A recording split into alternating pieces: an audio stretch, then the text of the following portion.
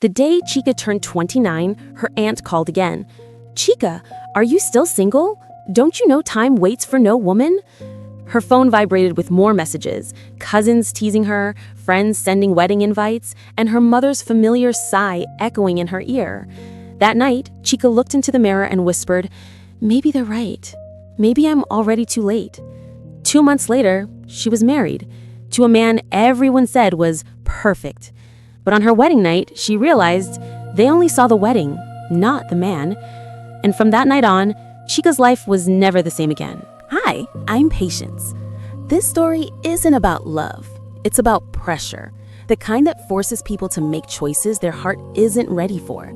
Sometimes what the world calls settling down is really the start of falling apart. Let's begin. Chica was the kind of woman people described as too focused.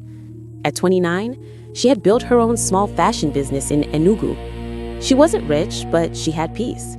That kind of quiet peace that comes from doing what you love and answering to no one. Every morning, she would open her small shop by Ogui Road, greet her apprentices, and lose herself in the rhythm of her sewing machine. Customers liked her because she was honest, respectful, and always smiling. But each time, a customer asked, "Madame, when will you marry?" that smile would fade for just a second. At first, she laughed it off, but with time, it stopped being funny. Every wedding invitation felt like another reminder that time was passing. She'd sit in church, watching brides walk down the aisle, and imagine herself in their shoes, smiling, loved, celebrated. Then she'd go home to her quiet apartment, hang her gele, and cry silently into her pillow. Her mother didn't make things easier. Whenever Chica went home to Nsukka for the weekend, her mother would start with the same question. "My daughter, are you still single?" Then came the sighs, then the lectures. "Chica, I was already pregnant with you at your age. Your mates are giving birth to their second child. You're still here sewing clothes." Sometimes Chica wanted to shout, "Mummy, marriage isn't an achievement." But she never did. She just nodded and stayed quiet. And then one afternoon, everything changed. It was at her cousin's engagement party. The music was loud, the sun was hot, and people were dancing and laughing like they didn't have problems. That's when she met Ebuka. He was tall, clean, and carried himself with confidence. He wasn't the loud, flashy type, just calm, with a charming smile that could melt suspicion. When he approached her and said, "I've been watching you since you walked in. You have this quiet grace, like someone who doesn't even know how beautiful she is." Chica blushed. They talked for hours that day. He told her he was an engineer working on contract jobs around Enugu and Anambra. He sounded ambitious, the kind of man who wanted to build something for himself. For the first time in years, Chica felt seen. They started talking every day. Phone calls in the morning, texts at night. He made her laugh. He prayed with her. He told her she was the kind of woman men marry, not play with. And Chica believed him. Her mother loved him instantly. "This is the kind of man I've been praying for," she said, smiling from ear to ear the first time he visited. 3 months later, he proposed. There was no long courtship, no deep questioning, just joy, celebration, and relief. Everyone congratulated her. Her friends joked, "Finally, our Chica is marrying." Her mother danced like she had won a trophy. And Chica? She felt she had done something right for once. All the voices that had made her feel small suddenly went silent. But the silence didn't last. The first week after the wedding, Ebuka changed. It wasn't sudden, it was subtle, quiet, and confusing. He started by complaining. Why she stayed long at her shop, why she talked to male customers, why she smiled too much. Then came the commands. "Stop wearing trousers, you're a married woman." "Why are you painting your nails? Who are you trying to impress?" At first, Chica laughed at it. She thought he was just being protective. But soon she realized it wasn't love, it was control. He made her quit her shop, saying he didn't like men hanging around her. He promised he'd give her money to start another one, But that promise never came. Instead, he started taking money from her savings, saying, "It's for our future. Why do you even need to control the money? You're my wife now." At night, he would leave home and return drunk. Sometimes she'd wait up for him, worried.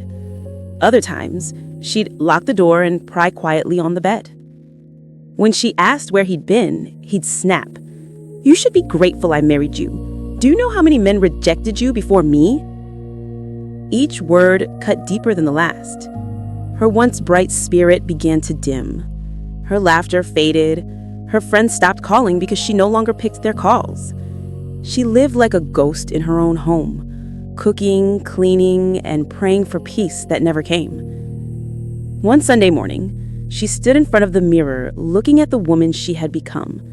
Her eyes were tired, her shoulders heavy. She looked older than her years. She whispered to her reflection, maybe peace was better than marriage. But life had one more twist waiting. The day she finally decided to leave, she packed her small bag quietly. She told herself she'd go to her mother's house and start again. But just as she zipped the bag, she heard the front door slam. Ebuka walked in, eyes red, smelling of alcohol. There was a long silence. Then he smiled, the kind of smile that wasn't kind at all. "Where you think you're going, chica?" Her hands began to shake. Before she could answer, her phone rang. An unknown number. She hesitated, but picked up. "Madame, please come to the station. We found your husband." Her phone fell from her hand. She froze. Ebuka was standing right there, but the voice on the phone said they had found him. Her heart began to race, and when she looked back up, Ebuka was gone. Chica stood frozen, staring at the empty space where Ebuka had just been. 1 second, he was standing there, angry, breathing hard. The next, he was gone. No sound, no movement, just silence. Her phone was still on the floor, the voice from the station still echoing in her head. "Madame, please come to the station. We found your husband." But how could they find him when he was right there a moment ago? Her legs felt weak. She sat slowly on the edge of the bed, shaking. Maybe she was dreaming. Maybe the stress had finally broken her mind. She whispered to herself, "Chica, wake up, wake up!" But nothing changed. The next morning, she went to the police station, trembling the whole way. A young officer met her at the front desk. "Madame Chica, thank God you came. We tried to reach you last night." She nodded slowly. "You said you found my husband?" The officer looked at her confused. "Yes, we found a body. His ID card said Ebuka Nodo." Chica's mouth went dry. "Body?" she whispered. "As in dead?" The officer nodded. "It looked like a car accident. Happened around 8 p.m. yesterday." Chica almost fell. 8 p.m.? That was exactly when Ebuka was in her house, talking to her, standing right in front of her.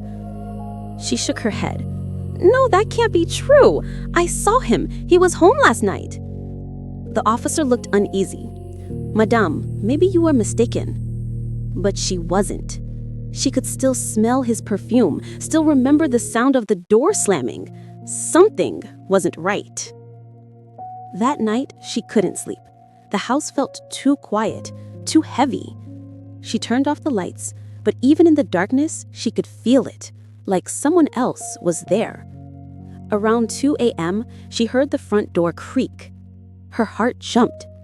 She sat up listening. Footsteps. Slow, steady. Then a familiar voice whispered from the hallway, "You didn't wait for me." Her blood ran cold. She wanted to scream, but no sound came out. The door opened slowly. Ebuka stood there, or something that looked like him. His face was pale. His shirt was the same one he wore the night before, now stained with dust and something dark near the collar. "Ebuka," she whispered. "They said..." He smiled faintly. "They said a lot of things." He walked closer. "You wanted peace, Abi. You'll have it now. together. Chica backed away, tears in her eyes. Please, don't come closer! But the more she moved, the more he followed. Then, just as she reached the wall, the lights flickered. And when they came back on, he was gone again. The next morning, her neighbor knocked on the door. Madame Chica, I just saw something strange. A man standing by your window all night. When I shouted, he disappeared. Chica's hands began to shake. She ran to the window, nothing there, only the quiet street. Her phone buzzed. A new message. No name, no number. Just 4 words. I'm not done yet. Thank you for watching this story.